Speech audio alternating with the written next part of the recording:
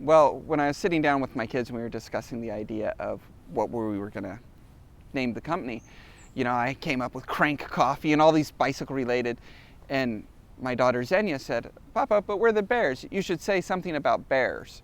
And so thus we came up with Bear & Co. because they're the three little bears.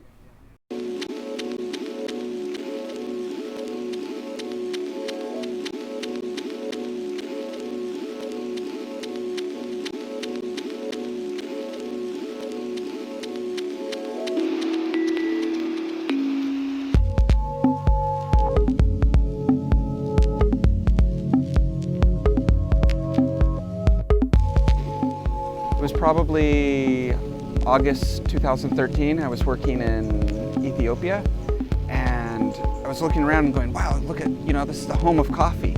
And Indonesia has coffee, and I've always wanted to do something with coffee, and I love bikes, and I've always ridden bikes. So I sort of went, what can I do with bikes and coffee? And so this process began of trying to create something. And when I got back here to Indonesia and I started talking to my kids, and I'm like, I have this idea of a coffee bike, and of course it's kind of eccentric, but my kids were into it. So I'm like, okay, let's do it together. And we sort of developed the project together. I've been biking in Jakarta since 2002. People know me for being a cyclist. I cycle everywhere for transport, and I thought, yeah, I could do a kaki lima, right? But being bikes, it was more appropriate for me. And I love the idea of being on a bike, coming out to Car Free Day, being portable, being mobile, and doing something that kind of shakes people's reality and goes, wait a second, bikes, coffee, fresh ground, all this stuff is crazy. And it gets people talking, but it also kind of stands for what I believe in. I think we should get rid of our cars. I'm tired of the city being polluted. I think it makes the city better. And if people can see it and be inspired, hopefully they're gonna ride bikes for transport. You don't have to wear Lycra to ride a bicycle. You don't even have to wear a helmet to ride a bicycle. If you're just clean, When I started Bear & Co., I only wanted Indonesian coffee because Indonesia has some of the best coffee in the world. And today there are all sorts of great micro roasters and nano roasters in Jakarta who are making amazing coffees. And so I really want to feature them. So each week I do different features of different types of roasters. And I'll do sweet pour overs, which are very fruity and citrusy and light. And then I also have had to create blends that suit the Indonesian palate, things that are more chocolatey, with more body, because a lot of people are like, no, I want coffee, and so they need that sort of fix. So I try to cover the whole spectrum, but really what I'm trying to do is introduce people into the idea of specialty coffee and home brewing. The pour over method for several reasons. One, it's a great show, right? I mean, who doesn't like this, you're out there pouring it over and it's bubbling up and the bloom and the smell of it. It's gorgeous. It's so much fun to do.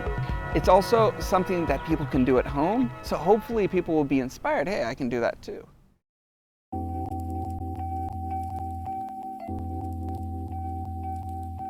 Bill? Yeah. I need a vocal mic. I need a mic right here by my mouth. That's a queer place for it, for God's sake, can't you roll out of your ear? Solo tender for the end of the album, turn the lights off, quietness. I'm so lucky to have the kids I have. And when I brought this idea up to them, they were really gung-ho about it. They're like, oh sure, Dad, let's do it.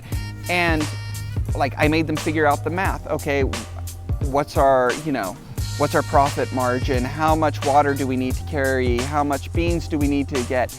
And so they have gone through the whole process with me. It's been a learning process. And that's great because how many kids in Asia, especially if they're from the middle or upper classes, will ever hold a job? They won't. They don't hold a job till they're older.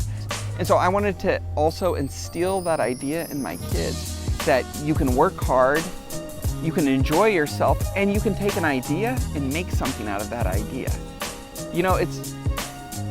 And I think hopefully my kids and hopefully other people will see it, that you can think outside the box and you can have fun doing it. This isn't about making money. This is about a passion and having fun with your family. I think Indonesia has a wealth of resources to offer the world. And sourcing everything from Indonesia is critical for me in the production of this coffee because I want to get people interested in Indonesian coffee. I want to get people to be proud of being in Indonesia. And I think we should bring great specialty coffee to the world. I think we should take pride as Indonesians. Yes, I'm an American, but I've lived here long enough. My family's here. I mean, I do have my heart here as well. Is Bear & Co. here to stay? That's a really tough question. Right now, it's fun. And for me, that's the most important thing. My kids are having fun, I'm having fun.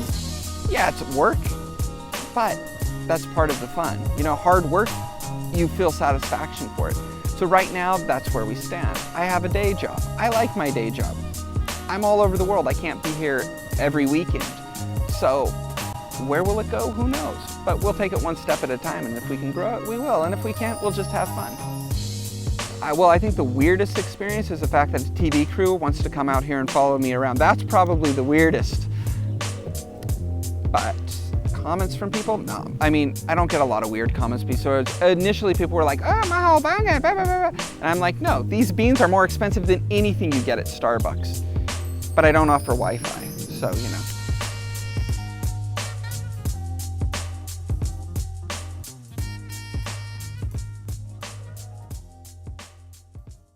In Indonesia, everything has become instant. Instant noodles, you go to a warung kopi, they give you instant kopi. It's all about instant. And I'm like, wait a second. We need to stop and slow down. We need to cook proper food for our kids. We can make coffee. And coffee is a simple enough thing everyone can appreciate. It's not too expensive. It's not crazy. So you can start getting into specialty coffee and it will allow you to appreciate other kinds of foods.